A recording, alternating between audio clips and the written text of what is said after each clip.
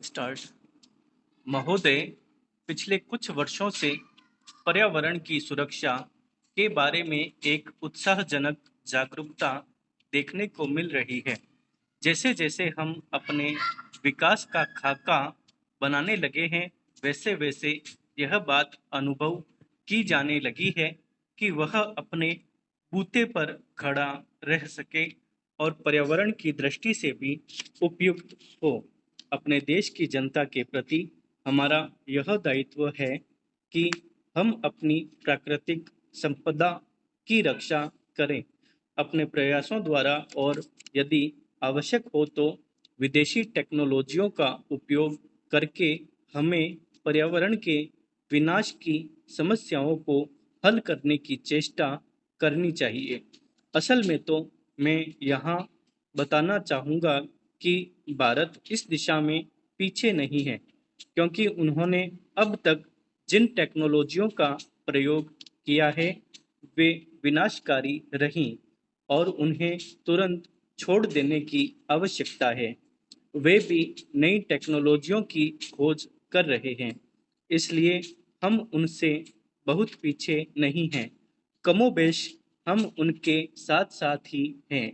इसलिए हम सबके लिए, अन्य देशों के लिए भी और हमारे देश के लिए भी यह संभव होगा कि हम मिलकर समूचे विश्व के लिए, इस पृथ्वी ग्रह के लिए अपना योगदान दें, ताकि मिलजुल कर सहयोग से हम पर्यावरण की रक्षा के उपाय ढूंढ सकें।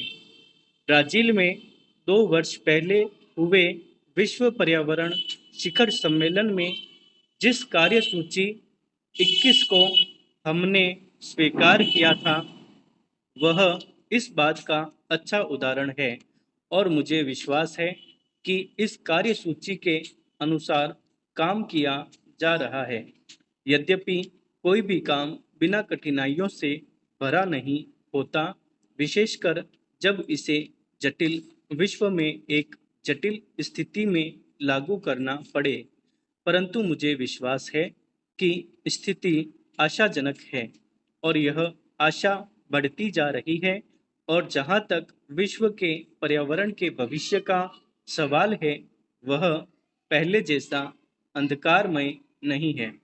ऐसी टेक्नोलॉजियों को अपनाना संभव होना चाहिए जिनसे पर्यावरण के बेहतर स्तर कायम हो सकें, प्राकृतिक संसाधनों को संरक्षण मिल सके और व्यर्थ पड़ी चीज़ों की बेहतर व्यवस्था हो सके।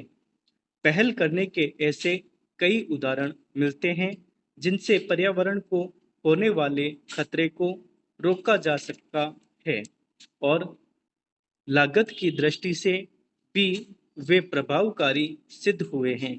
इस बड़े चिंतनीय विषय पर विचार करते समय हम सबको मिलजुल कर प्रयास करना होगा।